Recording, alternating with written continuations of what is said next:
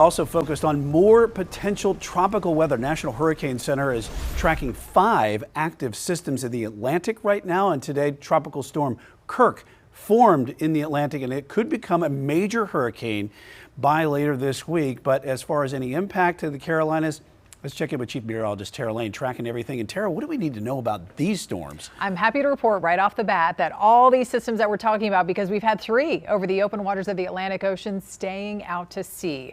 Even Kirk, which could become that major Category 3 hurricane. There's also another disturbance that maybe you've seen it floating around on social media that we're watching that may develop. It hasn't even developed yet. Only a 40% chance that could happen and push into the Gulf of Mexico. There's been some information out there saying, trying to compare it to similar track to Helene. Just always be careful where you get your weather information and always get that from trusted sources. Again, the system hasn't even developed yet. It looks like most of that moisture may stay just to the south. Right. So we'll take a look at that. And this is this orange blob, and you've seen this type of map before. 40% chance of possible tropical development here. We have some showers and thunderstorms. That's going to be okay. All right. We have some showers and thunderstorms that may get a little more organized over the western Caribbean Sea and maybe head up into the Gulf of Mexico here. And so, again, there is a possibility we could see a little bit of that moisture maybe heading toward or just to the south of us here in the Carolinas. It looks like the brunt of it will stay just to our south, again, if anything develops here at this point. And as far as Kirk goes, so tropical storm, this just developed, organized a little more earlier today. Notice on the forecast track, major Category 3, even by Saturday, staying out to sea over the open waters of the central Atlantic. We were talking about Isaac a little bit over the weekend. Now, not officially a classified tropical system. It has become post-tropical. And then Tropical Depression Joyce also weakening and staying way out there to sea. So some good news there. Of course, as always, we'll keep you posted if anything changes.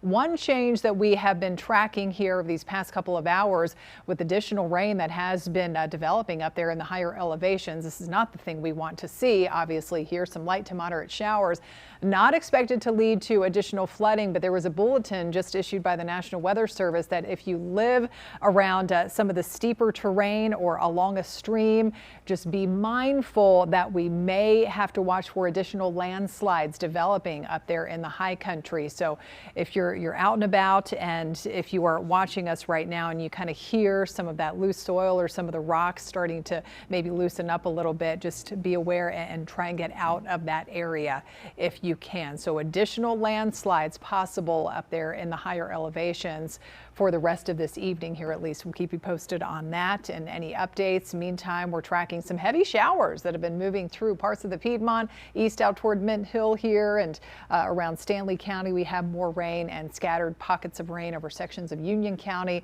and that far eastern part of Chesterfield County. So what's happening today? Why do we still have this lingering rain? We've been dealing with this upper level area of low pressure combining with the remnants of Helene. So giving us that continued chance of showers, and we could be looking at a few more of those spotty showers into tomorrow. Temperature wise, you got 78 degrees. Dew points are hovering right around 70. So we're still feeling a little bit of that humidity. We've got lower 70s in Salisbury, 81 again in Charlotte, 79 in Gastonia, and those cooler low and mid 60s up in the mountains. As I said, the spotty shower chance will continue again tomorrow. It is looking a little bit drier toward the middle of the week. All the while, temperatures will stay warm. No major cool downs coming up anytime soon. So we'll still be kind of under the influence of this area of low pressure and to our north tomorrow. So notice how we get a few more dots of rain possible. Then we'll be tracking this approaching cold front. And so eventually by Wednesday, that kind of comes on through dry, and we are looking at a bit of a dry break toward the middle of the week. So again, a few showers possible tomorrow. Top temperatures back in the upper 70s to a few spots in the lower 80s. Let's check it out on future radar. So we start with tomorrow morning, a dry start, but then as we get into the afternoon, a few more isolated showers will be possible. Some of those kind of drifting in from the north and dropping to the south, and all of those fizzle as we go into the night, kind of like what's expected to happen tonight. The showers fizzling as we go into the overnight. Only a small chance of a stray shower. I think that's overdone though a little bit for Wednesday. Now Thursday and Friday could feature a couple more spotty showers or a stray thunderstorm, and notice temperatures generally staying in the low to mid 80s right through the weekend.